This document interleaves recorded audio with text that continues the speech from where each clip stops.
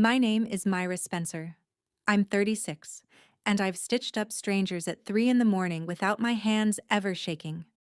A year after my divorce, I was finishing a shift near the maternity ward when my ex-mother-in-law spotted me by the elevators. Carol Bishop had a way of smiling that looked like a door closing. She walked right up, smug as Sunday, and said it loud enough for the nurses to hear. Leaving you was the best decision my son ever made. Now he has a baby boy, with your best friend. 6 years of being called the broken one, packed into a single breath. I didn't flinch. I just looked at her, calm as a flat line, and said, "Is that what you believe?" 5 minutes later, a man neither she nor my best friend expected walked through that door. And the one name nobody wanted written down was about to be read out loud in a courtroom. Welcome back to Calm Drama Stories, where calm women face loud cruelty, and the truth takes its time, but never misses. If a quiet kind of justice is your thing, settle in. Drop a comment telling me where you're listening from, and be sure to subscribe. Let me back up 5 minutes, because the smile came before the man did. It was a Thursday, near the end of a 12-hour shift, and I was handing off a chart to a night nurse named Theo. The maternity wing sat one hallway over from the emergency department where I worked, and I'd cut through it 100 times without thinking. Carol was there visiting. Of course she was. Paige had delivered 3 weeks earlier, and the whole Bishop side of town had been parading through with balloons and casseroles. I knew that. I'd braced for it. What I hadn't braced for was Carol planting herself in my path like she'd been waiting all afternoon. She looked me up and down, taking in my scrubs and my tired eyes, and her chin lifted. That was when she said her piece about her son and his baby boy and my best friend. Theo went still beside me. A passing aide slowed her steps, and I felt my own thumb find the thin gold watch on my wrist, the one that had belonged to my grandmother, and press against its face the way I'd done since I was a girl, waiting out something I couldn't change yet. I didn't raise my voice. I'd learned a long time ago that the loudest person in a room is rarely the one holding the truth. "Is that what you believe?" I asked her again, softer this time. Carol blinked, thrown by the calm. She'd expected tears, or rage, or at least a flinch. She got none of it. And somewhere down that hallway, a set of automatic doors hissed open, though I didn't turn to look yet. I didn't know who was coming, but I knew what I'd already set in motion. Here's the thing you should know about me before the rest of it makes sense. I grew up in a farm town in southern Ohio, the kind of place where everybody's business is everybody's gospel. My mother cleaned houses. My father drove a feed truck until his back gave out. I worked 2 jobs through college and another 2 through medical school, and I learned to keep my head down and let my work speak. That was the whole of my philosophy for most of my life. Do good work quietly, and the truth will sort itself out. People will see who you really are. I believe that the way some people believe in luck, it made me good in a trauma bay, where you don't get to panic and you don't get to explain yourself. You just fix what's in front of you and move to the next. The smell of the place, that clean cotton and antiseptic smell that clings to everything in a hospital, used to settle me the second I walked in. It meant I was somewhere I was good. Somewhere nobody had ever once called me broken. I could run a code, set a shoulder, talk a frightened kid through stitches, all without my pulse climbing. But that same instinct, the one that made me steady under pressure, had a shadow side. I carried things alone. I didn't ask for help. And when people started telling a story about me that wasn't true, I did the worst possible thing a quiet woman can do. I trusted that staying quiet would be enough. The hospital was the one place left where nobody dared call me hollow. The rest of my life by then was a different story. I married Mark Bishop when I was 28. He was charming in a way that made strangers feel chosen. He remembered names. He shook hands like he meant it. Half the county would have vouched for him, and for the first few years, so would I. We wanted children. We tried for a long time, and nothing happened. And the not happening sat in our house like a third person at the table. After about 2 years, I did what any doctor would do. I suggested we both get tested. Simple blood work, a basic workup. The kind of thing I ordered for patients all the time. Mark refused. He laughed it off at first, then got sharp about it. He said bishop men didn't have those problems. He wrapped it in a little speech about faith, about how we should leave it in God's hands. I pushed once. I pushed twice. And then I let it go. Because you cannot drag a grown man into a clinic, and because I still believed silence was a kind of patience. I went and got tested by myself. My results came back completely normal. I remember sitting in my car in the clinic lot, reading the paper, relieved and confused at the same time. If it wasn't me, then what was it? I didn't have an answer. I couldn't force one. And the longer I went without one, the easier it became for the people around me to write their own. By then, Mark had already started saying things, quiet things, to his mother first. That maybe the problem was me. That maybe I just couldn't. I didn't know yet how far a quiet lie can travel when the right person decides to carry it. Carol Bishop ran the women's circle at her church the way a general runs a campaign. She'd buried her husband young and raised Mark alone, and somewhere in those hard years she'd decided her son was proof she hadn't failed. He was perfect, because he had to be. If he wasn't, then what had all that sacrifice bought her? So when Mark whispered that the trouble was probably me, Carol didn't question it for a second. She picked it up, and she ran. It started small. A sympathetic sigh at a potluck. A hand on someone's arm. A lowered voice. Poor Mark. He wanted children so badly. Then it grew teeth. At a church supper that fall, she introduced me to a visiting pastor's wife with a look of practiced pity. "This is Myra," she said. "My daughter-in-law. She's a doctor, you know. Such a shame about the children."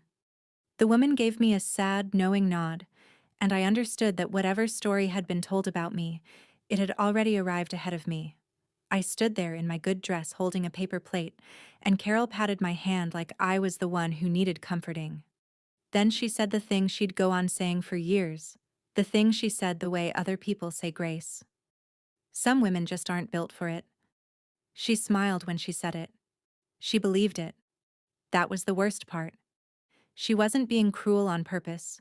She was repeating what her son had handed her, polished and certain, and she had no idea the words were a lie wearing her own voice. I drove home that night and didn't say anything to Mark. I should have, but I was still waiting for the truth to sort itself out. Paige Dolan had been my best friend since we were 15. We met in a high school chemistry class and stayed close through everything that came after. My move away for school, her string of jobs that never quite stuck, 2 states and a dozen years. She was the one I called when my father died. She stood up at my wedding in a green dress and cried during my vows. So when the church talk started getting to me, Paige was who I leaned on. She'd come over with wine and let me vent, and she always knew the right thing to say. Or so I thought. Looking back, every comfort she offered had a hook in it. "You're so accomplished, Myra. Maybe that's just not your path. Mark adores you. Don't let his mother get in your head. You don't need a baby to be whole." Kind words, all of them, but they always landed on the same bruise. They always reminded me of the thing I supposedly lacked.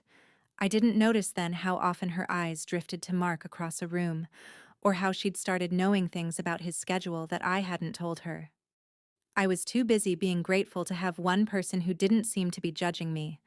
She'd sit on my couch in my own living room and tell me I deserved better, and I'd nod, never once thinking she meant she deserved my life. People like Paige don't take what's yours all at once. They borrow it, piece by piece, until one day you look up and it's gone, and they're standing in it like they were always meant to. I trusted her completely. That was the second mistake I didn't know I was making. Mark filed for divorce on a Tuesday. I came home from a shift to find a manila envelope on the kitchen counter and his closet half empty. He didn't even wait to tell me himself. By the weekend, he'd moved into Paige's apartment across town, and the story had already been written for me. The version going around was tidy and cruel. Myra was cold. Myra was married to her job. Myra couldn't give him children, and a man wants a family, doesn't he? Carol made sure every pew heard it. "Paige," my page, said nothing to correct it. The two people who'd known me longest let me become a cautionary tale, and I didn't fight it. Because fighting felt like proving them right. I didn't post a word online. I didn't call a single person to defend myself. I went to work the next morning and set a teenager's broken arm and told him he'd be fine, and he was.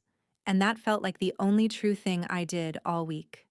If you've ever swallowed a lie about yourself just to keep the peace, to keep a family, a friendship, a reputation you'd spent years building, then you know exactly what that tastes like. It tastes like blood you're not allowed to spit out.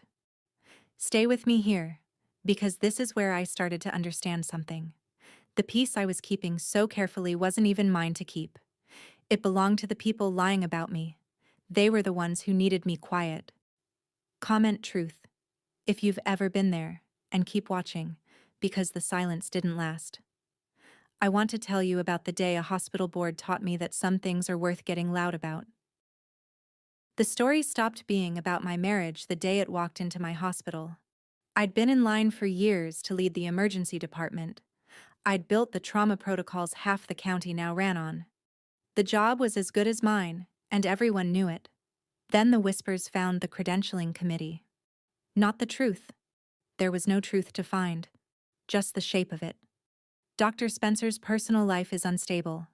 There are questions about her judgment. Did you hear about the divorce? About what her husband's family says? One board member, a man who golfed with Mark's uncle, started asking pointed questions about my fitness to lead under stress, as if I hadn't spent a decade staying calm while people bled out on my table.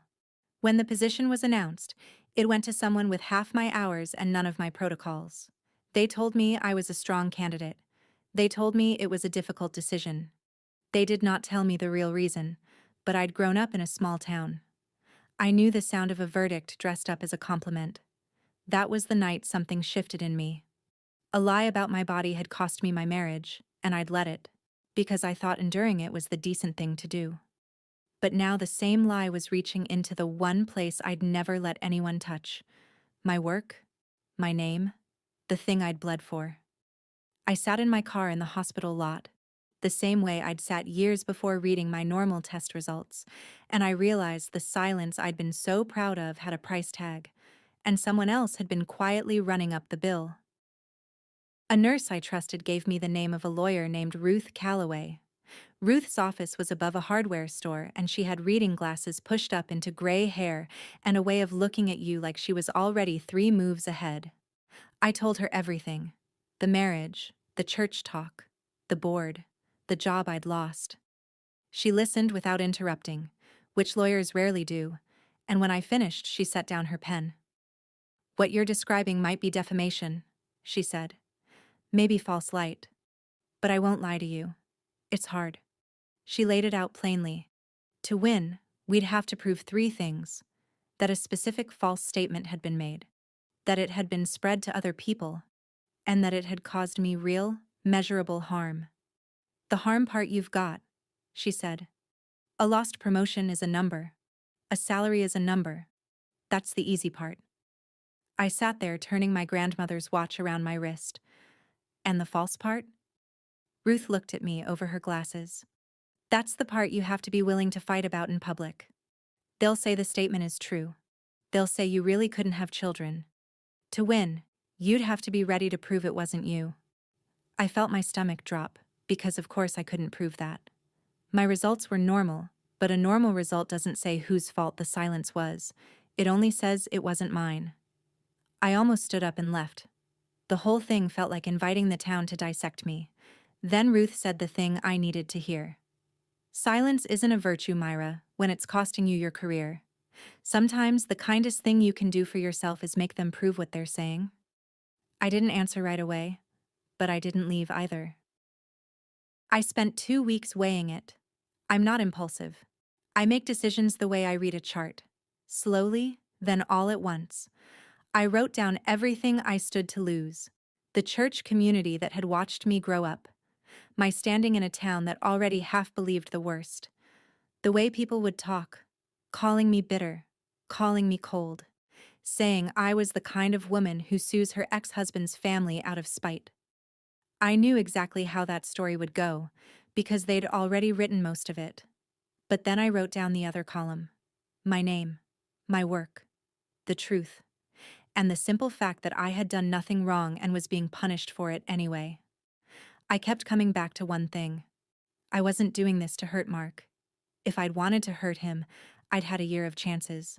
I was doing this so that a hospital board would stop believing a story that wasn't true, so that the next time my name came up in a room I wasn't in, it came up clean. That was the line I drew, and I drew it on purpose. This wouldn't be revenge. Revenge is loud and hungry and never satisfied. This would be the truth, said once, in a place where it counted, by someone who'd finally decided she was done carrying a lie that belonged to other people. I called Ruth on a Monday morning before my shift.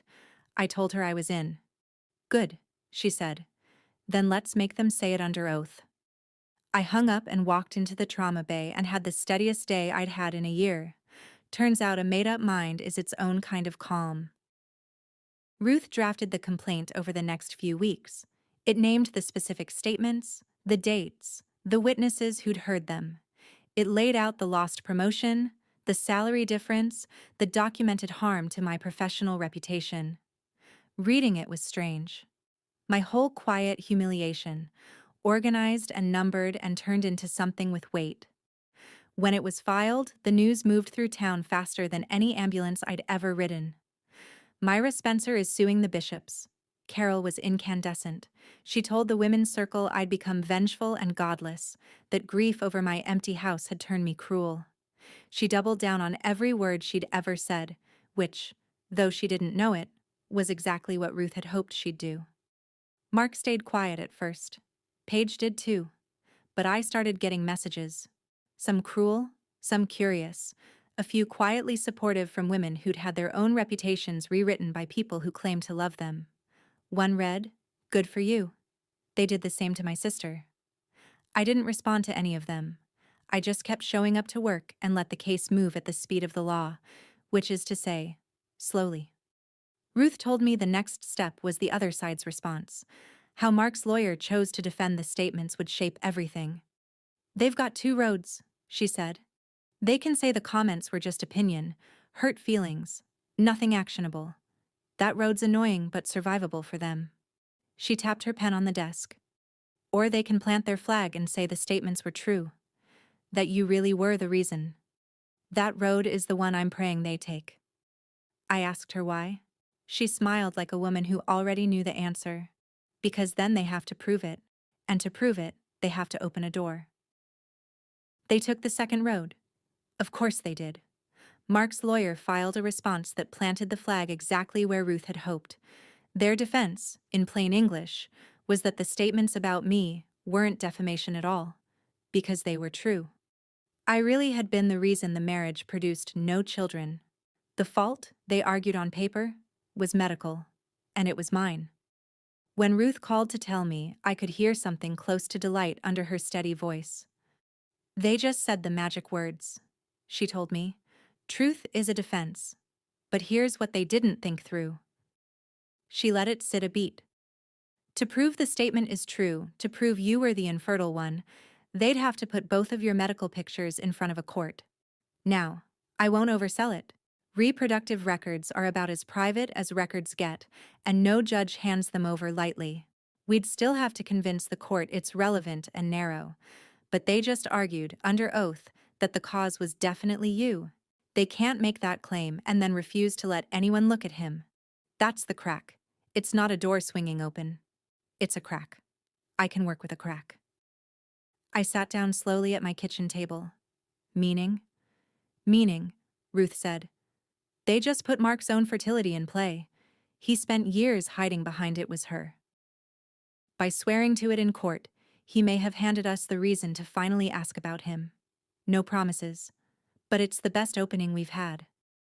For 6 years, I'd been the one whose body was up for discussion at potlucks and prayer circles, and in trying to make that official, in trying to win by saying it loud in court, the bishops had done the one thing none of them had ever been willing to do. They'd opened the door to looking at Mark. I thought about him refusing the tests all those years ago. The sharp, little speeches. The way the subject had always slammed shut whenever it turned toward him. I didn't say anything to Ruth yet. But a thread I'd buried a long time ago had just twitched, and I felt it move. That night, I couldn't sleep. So I did what I always do when something won't sit right. I went back through the timeline in my head, slow and careful, like reading an old chart for the thing you missed the first time. And there it was, 7 years back. A morning early in the marriage when Mark had driven up to the city alone for what he called a routine physical. He'd been gone all day. He came home different, quiet in a way that wasn't like him, short with me over nothing, and he'd poured himself a drink before dinner, which he never did on a weekday. I'd asked if everything was okay. He'd said the doctor was a quack, and the whole trip was a waste, and he changed the subject so hard it left a mark. And here was the part that kept me staring at the ceiling. After that day, he never mentioned getting tested again. Not once.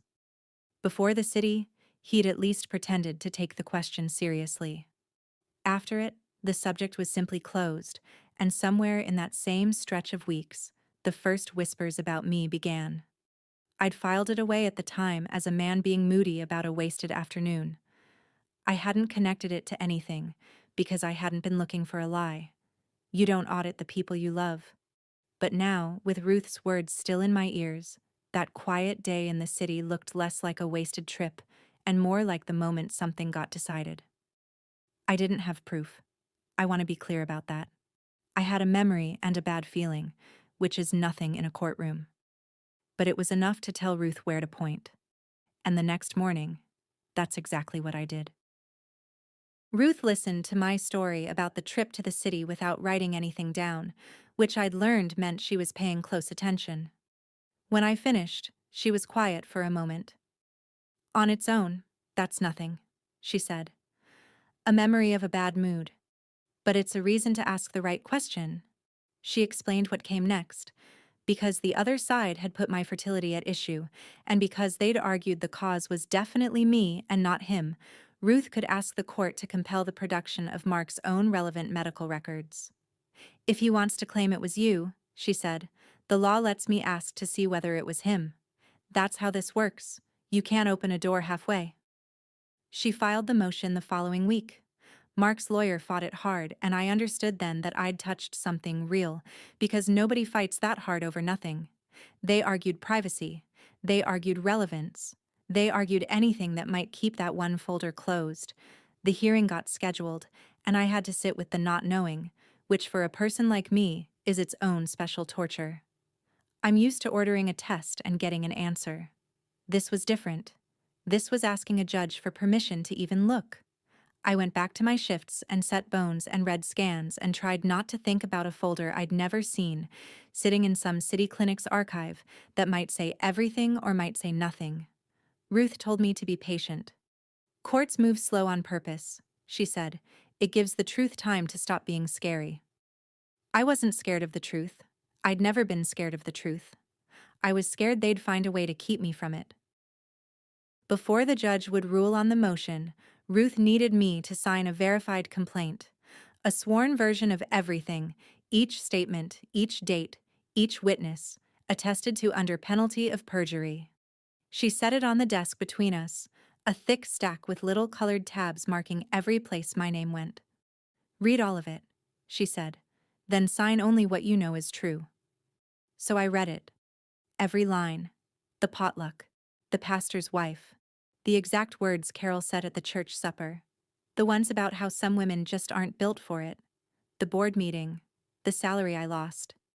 Reading my own quiet years laid out in numbered paragraphs did something to me. It made the lie look as flimsy as it actually was. I picked up the pen Ruth handed me, and I noticed the smell of the room. Not the clean antiseptic of my hospital, my old hiding place, but paper and ink, and dust from the hardware store below. For years, that hospital smell had meant safety, the one place no one called me hollow. Now here I was, somewhere else entirely, somewhere I'd had to walk out into the open to reach, and I wasn't hiding anymore. I pressed the pen to the line. The thin gold watch slid cool against my wrist as I wrote, and I thought of my grandmother, who used to say that patience isn't waiting, it's knowing the right moment when it comes. This was the moment. My signature went down clean and certain, the steadiest thing I'd signed in a year.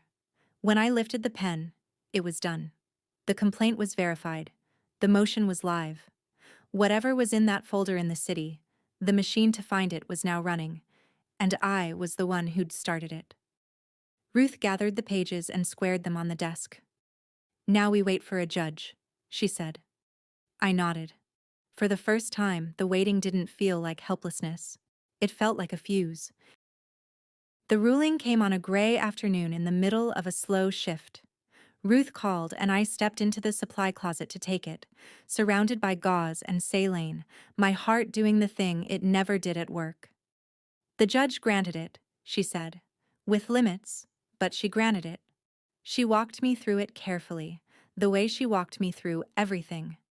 Because the defense had affirmatively claimed the infertility was mine, the court found that Mark's own relevant fertility records had become, in the judge's words, presumptively discoverable. Not automatically public, not a free-for-all. The records would be produced under a protective order, reviewed first by the lawyers and the court, used only as the case required.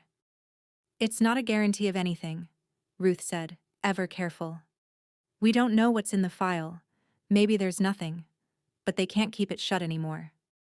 I stood in that closet and let out a breath I felt like I'd been holding for 7 years. Across town, I later learned, the news landed very differently. Mark's lawyer reportedly asked for a private meeting the same day. Carol called Ruth's office twice and was told politely that the attorney couldn't speak with her. And for the first time, the people who'd spent years deciding what was true about my body went a little pale at the thought of a court deciding what was true about Mark's. I didn't celebrate. I want you to understand that. I didn't text anyone, didn't smile to myself in the mirror. I finished my shift, charted my patients, and drove back to my apartment alone. But that night, I slept the whole way through for the first time in months, because I knew the folder was coming. And I knew that folders, unlike people, don't know how to lie. The first sign that something was wrong on their end didn't come from Mark or Carol. It came from Paige. She texted me out of nowhere after a year of silence. "Please don't do this. Think about the baby." I read it 3 times. We hadn't spoken since the divorce. She'd taken my husband and my life and never once reached out. And now suddenly she was begging me to stop a lawsuit that, on its face, had nothing to do with her. That was the part that snagged. The suit was between me and Mark and Carol. It was about words said about my body, about a job I lost. Why would Paige, who'd supposedly won everything, be frightened of it? Why would a woman holding the baby and the husband and the house be texting her ex-best friend at midnight, asking her not to dig? People who beg you to stop digging usually know what's in the ground. I'd learned that the hard way over the past year. I didn't answer her. I just sat with the question, turning it over, feeling the shape of something I couldn't see yet.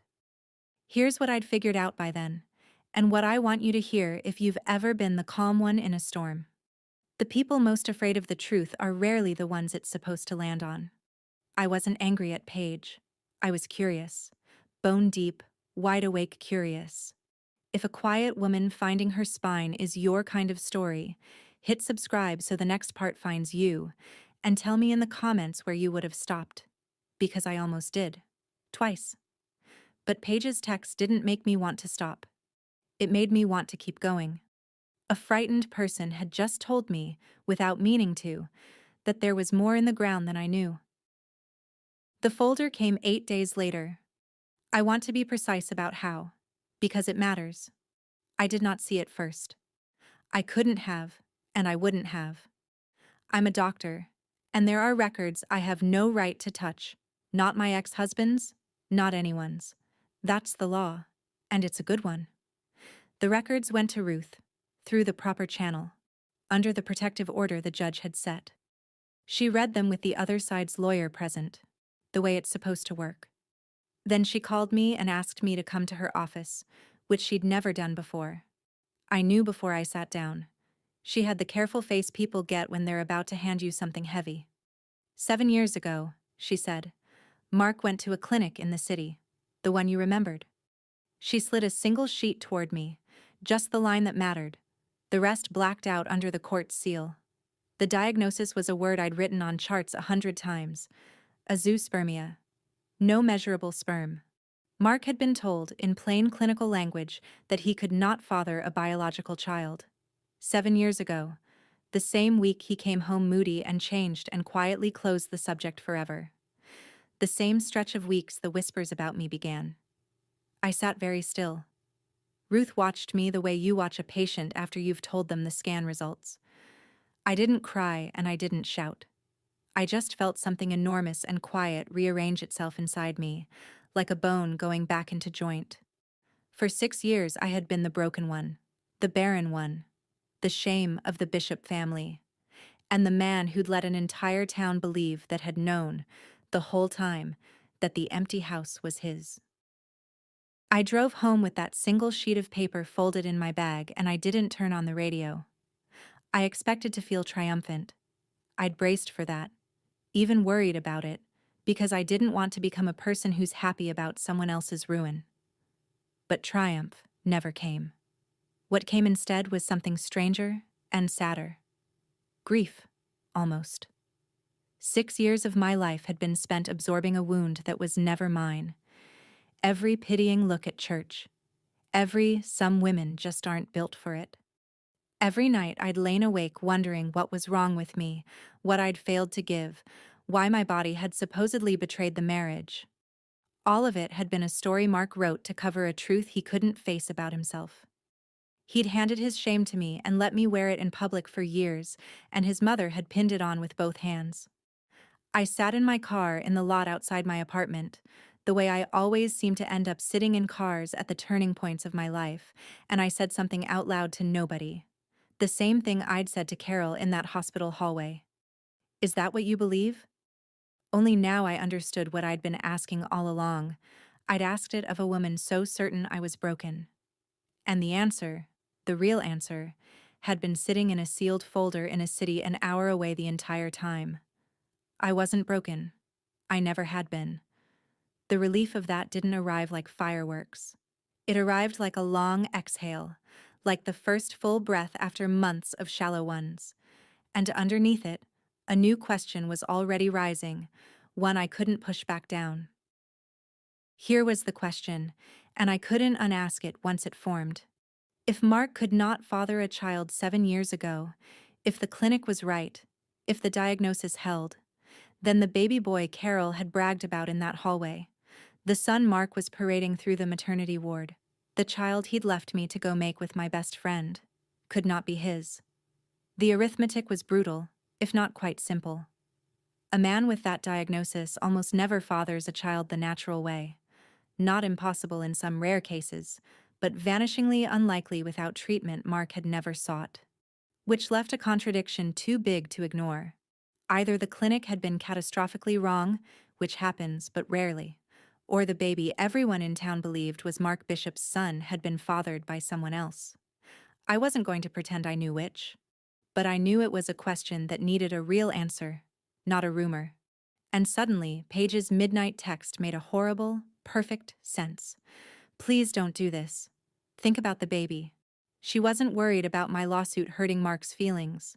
She was worried about what a courtroom full of medical records might force into the open.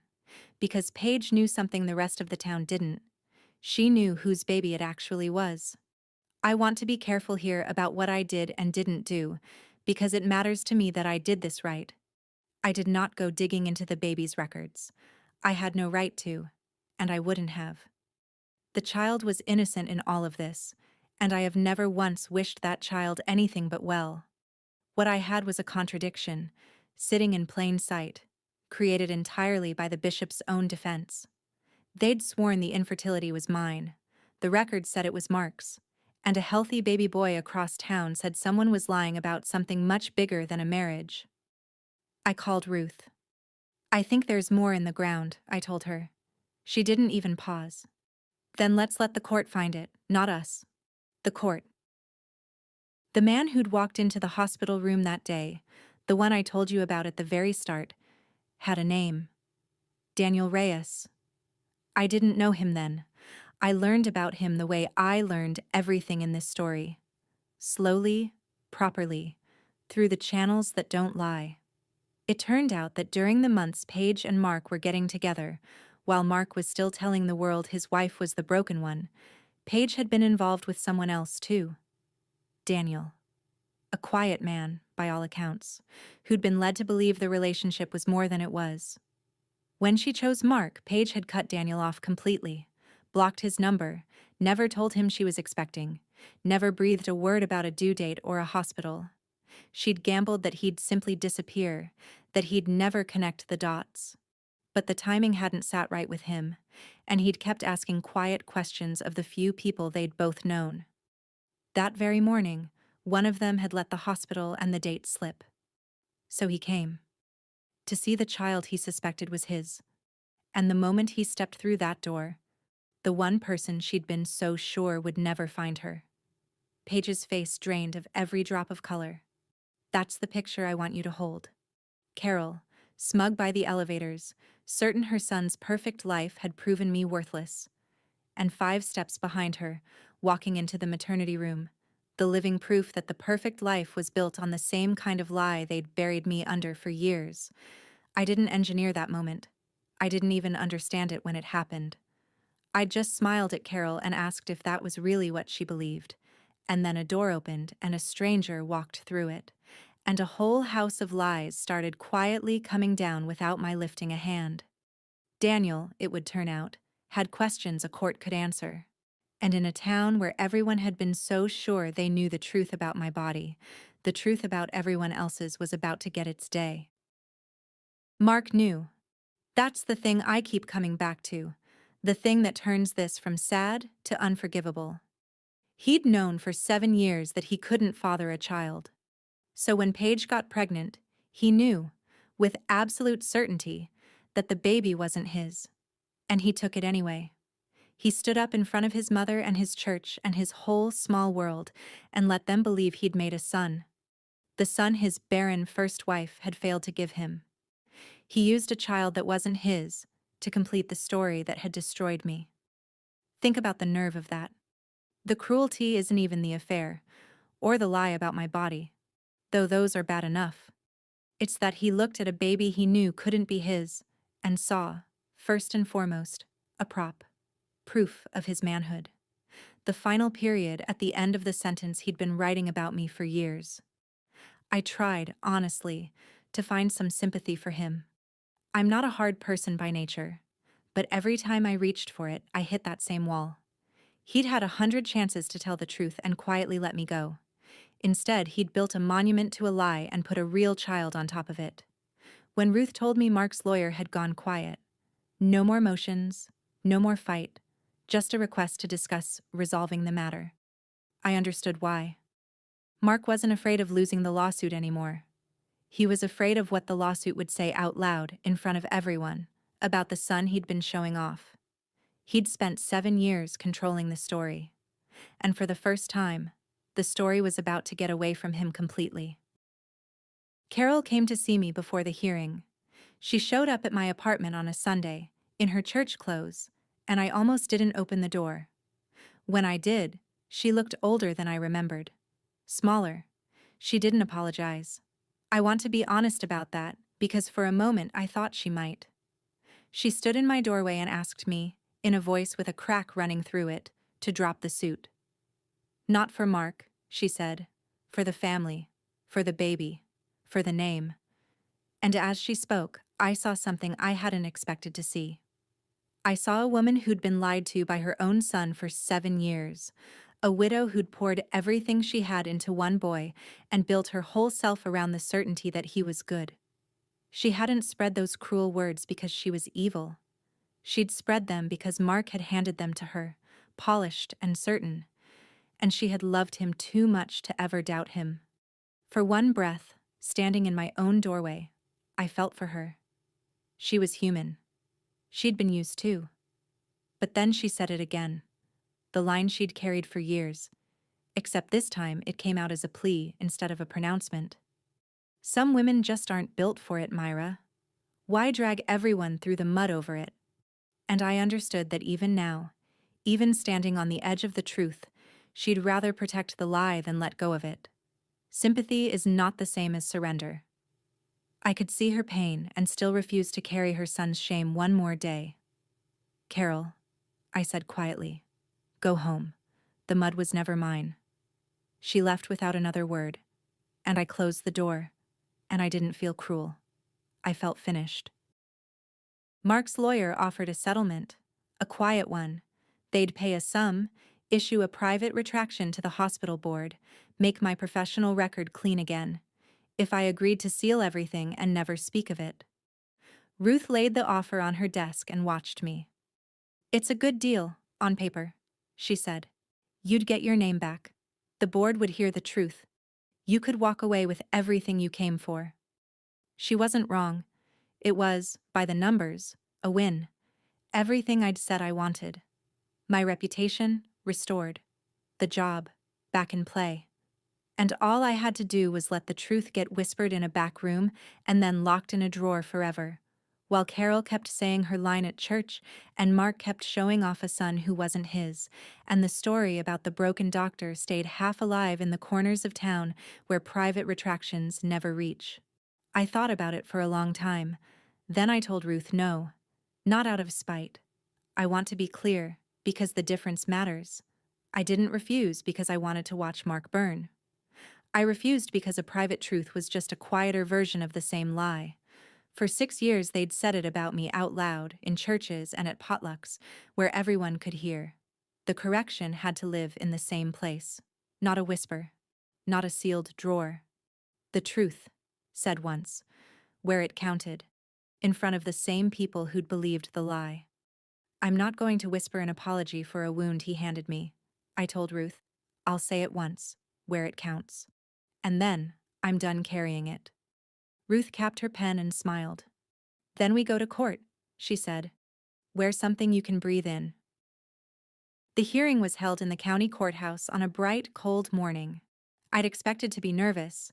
I'd run 1,000 codes without my hands shaking, but this felt different, because this time the thing on the table was me. The room filled in a way that told you everything about how small towns work. 2 members of the hospital board, there to see what they'd been wrong about. Several women from Carol's church circle, the same ones who'd nodded along to her pity for years. Carol herself, rigid in the second row. Mark beside his lawyer, pale and sweating in a suit that no longer fit him right. And Paige, near the back, holding herself very still, with a quiet man named Daniel sitting 2 rows behind her whose presence she could feel without turning around. I sat at Ruth's table and felt the whole architecture of the past 7 years gathered in one room. For 6 years these people had been the audience to my humiliation. They'd watched a woman get quietly branded and said nothing, or worse, repeated it. Now they were the audience to something else. That's the part I'd insisted on, the part Ruth understood. The lie had been public. The truth had to be public too, in front of the same eyes, or it would never really undo what had been done. I wasn't there to scream. I'd decided that weeks ago. I was there to let the truth stand up in the light and be counted, with witnesses, on the record, in the one kind of room where saying something false under oath has a cost. The judge took her seat. The room went quiet, and I felt my grandmother's watch, cool and certain against my wrist, ticking out the moment I'd waited 7 years for. Ruth didn't raise her voice once. That's what I remember most. She built it the way you build a diagnosis, one finding at a time, calm and unhurried, until the conclusion was the only one left standing. She established the statements, the dates, the witnesses. Carol's own words repeated at potlucks and prayer circles, that some women just aren't built for it. She established the harm, the lost promotion, the salary, the documented damage to my name. Then she addressed the defense's own claim, that the statements were true, that the infertility was mine. And she asked the court to consider the records the defense had forced into the case by making that very argument. Under the protective order, Only the necessary line was read. 7 years ago, Mark Bishop had been diagnosed at a city clinic with a condition that made fathering a biological child medically impossible. The room changed temperature. I watched the church women turn to look at Carol, who had gone the color of paper. Then Ruth, gentle as anything, laid the contradiction on the table, the one the bishops had built with their own hands. The defense had sworn the empty marriage was my fault. The record said it was Mark's. And there was, by the family's own loud account, a baby boy. She noted that the question of that child's paternity had become relevant to the support and custody matters now before a related court, and that genetic testing in that proceeding had not supported Mark's biological paternity. She said it plainly, without drama, the way you'd read a lab value. And that was when Mark stood up. "That's not... You can't..." His voice cracked across the courtroom. The judge told him to sit. Carol was on her feet too now, saying my name like an accusation, saying it couldn't be true, saying I'd twisted everything. The two of them, loud and unraveling, while I sat perfectly still at the table and said nothing at all. Carol turned on me then, the way drowning people grab at whatever's nearest. Her composure was gone, her church supper certainty cracked wide open, and out of the wreckage came the only words she had left. "Some women just aren't built for it," she cried, pointing a shaking finger across the room. "Some women just aren't..." She couldn't even finish it the second time. And I stood up, slowly, because I'd waited 7 years and I wasn't going to rush this. I didn't shout. I kept my voice flat and clear, the voice I use when I have to tell a family something true and hard, the kind of voice that's calmer than the room can stand. "You're right, Carol," I said. The whole courtroom went silent. "You're exactly right. One person in this marriage was never built to have children." I let that sit. I looked at Mark, then back at his mother. The file only ever had his name on it. Somewhere in the back of my mind, a hymn was playing, the one from my wedding, the one Carol had picked, the one that had floated through that church the day I married into all of this. It had meant one thing then. It meant the exact opposite now. Carol's hand dropped. Mark had his face in his hands, and the women from the church circle, the ones who'd nodded along to my ruin for years, sat there with the truth finally settling over them, rearranging everything they thought they'd known. I wasn't built wrong. I'd never been built wrong. The man who'd let an entire town believe otherwise was sitting 6 feet away, falling apart, while the calm woman he'd called broken stood steady on her own 2 feet. I'd said it once, out loud, where it counted. And I was already, finally, setting it down. What followed wasn't dramatic in the way you might imagine. There was no shouting match, no one dragged out. It was quieter than that, and somehow worse for the bishops because of it. Mark didn't deny it again. He couldn't.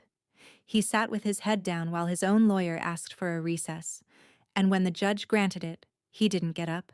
He just stayed there, hunched in his ill-fitting suit, a man watching 7 years of careful storytelling collapse in a single morning.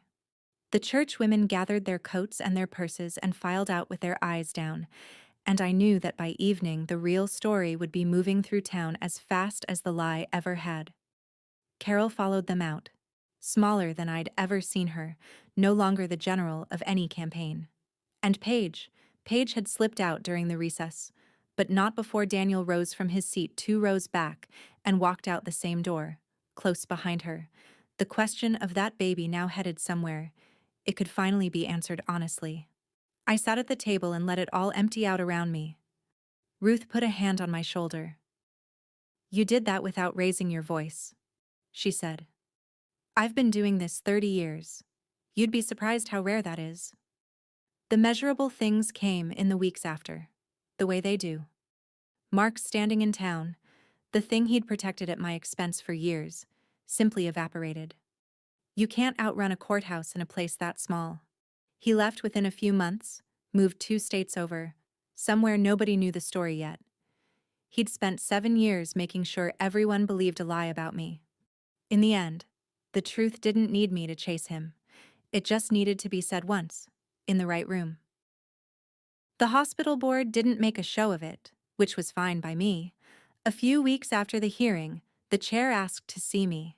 He was one of the two who'd sat in that courtroom, and he had the uncomfortable look of a man who'd believed the wrong thing and knew it. He told me the department leadership position was open again. He told me they'd reviewed the matter and found the earlier concerns about my judgment and stability to be without foundation. He didn't quite apologize, but he came close. And from a hospital board, close is about all you ever get. I took the job. Not because I needed to win one more thing, but because it had been mine, built with my own hands and my own years, and I wasn't going to let a lie keep it from me a day longer. My first week running the department, I walked into the trauma bay and breathed in that clean cotton and antiseptic smell, the one that used to mean safety because it was the only place no one called me hollow. It smelled different now. It smelled like a place I'd earned and gotten back, not a place I was hiding. I ran my first code as lead, with my hands as steady as they'd ever been, and afterward, standing at the sink washing up, I caught my own reflection in the dark window and didn't recognize the tiredness that used to live in my face. It was gone. I want to tell you I felt vindicated, and I did. But more than that, I felt light. Like I'd been carrying a bag of stones for 7 years without knowing the handle was right there, and someone had finally shown me I was allowed to put it down. People always want to know what happened to everyone after, so let me tell you, and then I'll let you go. Mark left, like I said. Last I heard, he was somewhere out west, starting over in a place that hadn't heard the story yet. I don't wish him harm. I don't wish him much of anything anymore, which is its own kind of freedom. Carol lost the thing she'd built her whole self around, not because I took it from her. I never said a word against her at that church, but because the truth about her son was simply too big to keep out of a town that size. The women's circle she'd ruled for 30 years quietly moved on without her. I heard she stopped going. I felt a small, real sadness about that. The sadness you feel for someone who chose the lie right up until it took everything. Paige and Daniel worked out the matter of the baby through the courts, the proper way, and I hope, for that child's sake, they found something steady on the other side of it. That little boy didn't ask for any of this. Paige and I never spoke again. Some friendships don't break. They just turn out never to have been what you thought, and you set them down with the rest. As for me, I kept the job, kept the apartment, kept the watch on my wrist. I didn't file anything more. I'd gotten what I came for.